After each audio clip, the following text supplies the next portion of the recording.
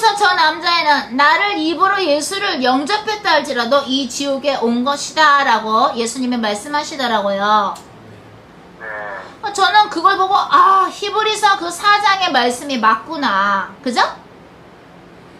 그래서 예수님이 물과 성령으로 거듭나야 천국 간다고 얘기하셨구나. 그죠? 오늘 예수님이 그저 니고데모에게 하신 말씀. 그러면 물과 성령으로 거듭난다는 게 무엇인가? 예수님이 그러죠. 예수를 믿으면 배에서 생수가 계속 나온다 그래요. 생수가 나오리라. 그럼 뭐 우리가 예수님 배에서 뭐 정수기처럼 물이 쭉쭉 나오나요? 그게 아니라 말씀이 계속 나오는 거예요. 우리 안에서 성령님의 말씀이 계속 나와요. 그게 어디 나와요? 시편에 보면 거룩한 소리가 나온다라는 말씀이 있습니다. 시편에. 우리가 예수님을 믿고 성령 충만이 되면 어떠한 일이 생기느냐? 성령님이 우리와 함께 사시기 때문에 계속해서 하나님의 거룩한 소리가 우리 배에서 나와서 입으로 나갑니다. 그래서 예수님이 나를 믿는 자는 뭐예요? 배에서 생수가 계속 나오는 거예요. 생수는 뭐예요? 그 영혼을 살려주는 게 생수죠. 그죠? 목마른 자에게 목 안 마르게 해주는 게 생수란 말이죠. 그리고 성령으로 거듭난다는 건 무엇이냐? 예수님이 그랬죠. 새술은 새 부대에, 새술을 헌 부대에 넣으면은 어떻게 돼요? 헌 부대에 헝겊을 낡은 데에 새 헝겊을 넣으면 찢어지지 않냐? 그러면서 낡은 부대에 포도주를 담으면 찢어진다 그랬죠. 새술은 새 부대. 성령으로 계속해서 성령의 불로 뭐예요? 우리의 영과 혼과 육과 우리의 쓴뿌리 상처와 우리의 죄성을 태우라는 얘기입니다.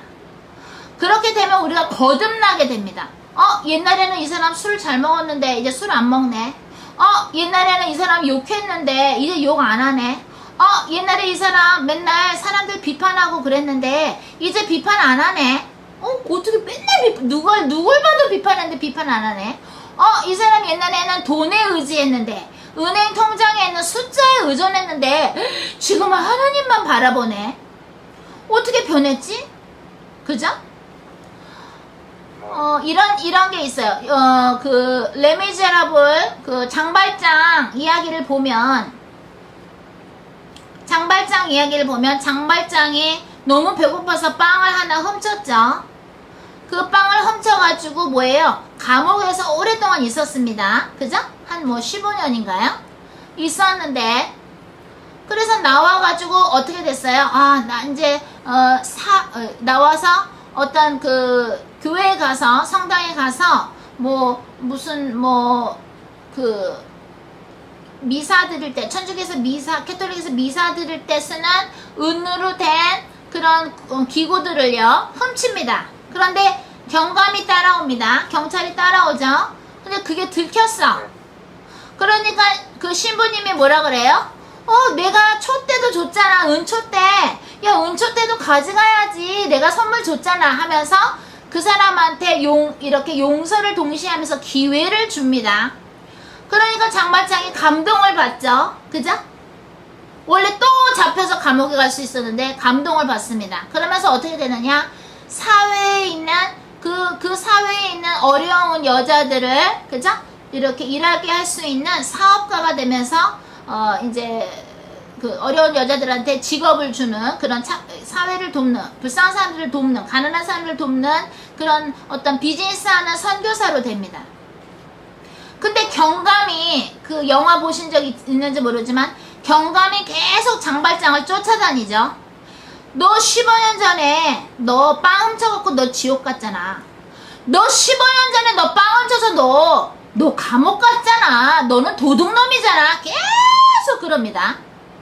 그 장발장이 이 경감이 계속 따라올 때마다 뭐야? 굉장히 괴로워합니다.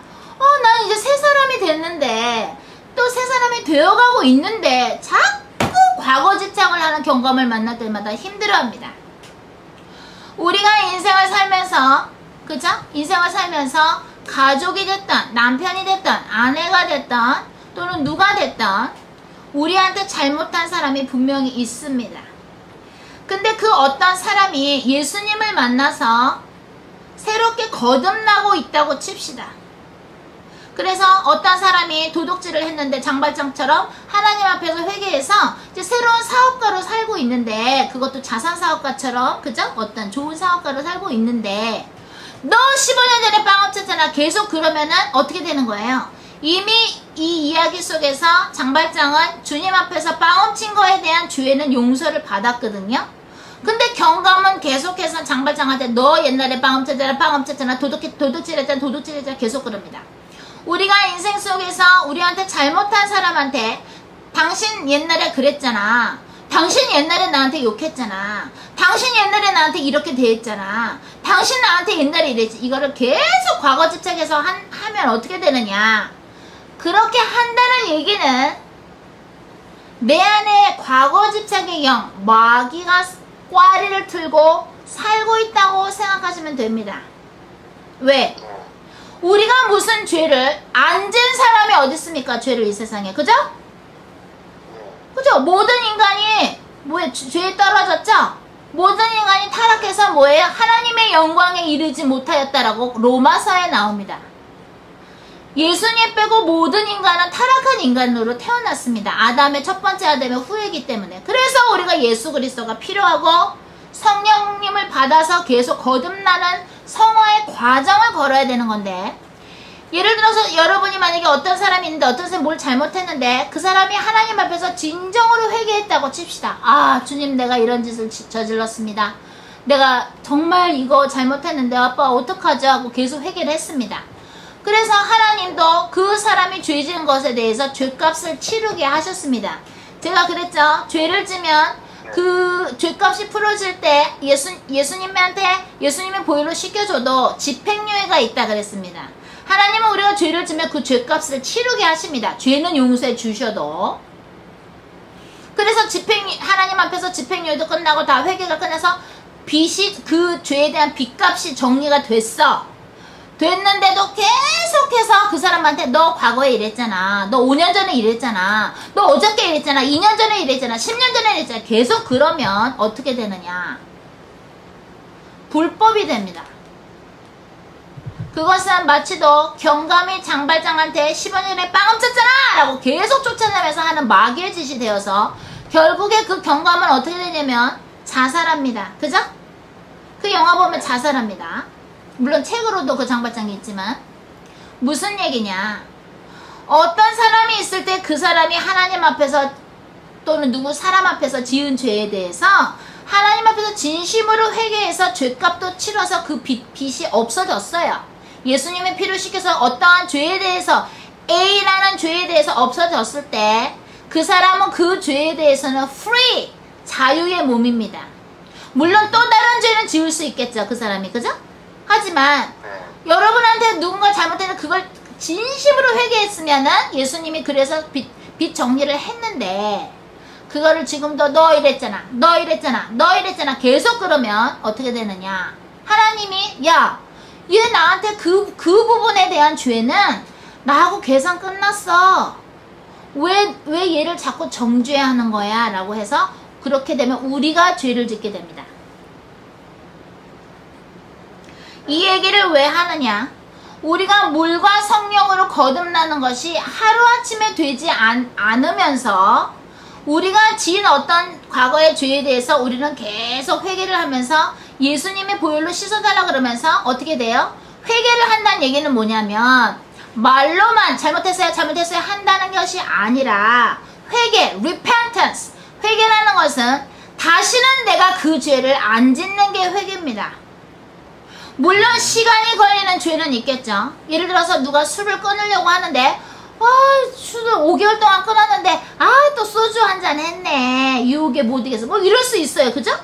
하지만 그 사람은 회개를 하고 있는 과정이에요. 그러면서 나중에 결국에는 술 한 잔도 안 먹는 사람이 될 수 있죠. 그죠? 예, 그래서 여러분이 예를 들어 당신 옛날에 술 먹고 나한테 이랬잖아 뭐 그런다고 칩시다. 성교사님이 그렇다는 게 아니라 예를 들어서 그러면 아니 나는 그거는 10년 전의 얘기고 지금 나는 술도 안 먹고 영혼을 살리는 주의 종이 됐다. 그런데도 누군가가 야, 너 10년 전에 술 먹었는데 네가 무슨 주의 종이냐? 그럼 완전 넌센스가 됩니다. 말도 안 되는 거. 왜? 하나님은 이미 10년 전에 술 먹고 뭘 잘못했다 할지라도 그 죄를 용서하셨습니다. 빚값을 치렀습니다. 한국은 미국하고 조금 다르던데 미국에서는 뱅크럽시, 파산이라는 게 있죠.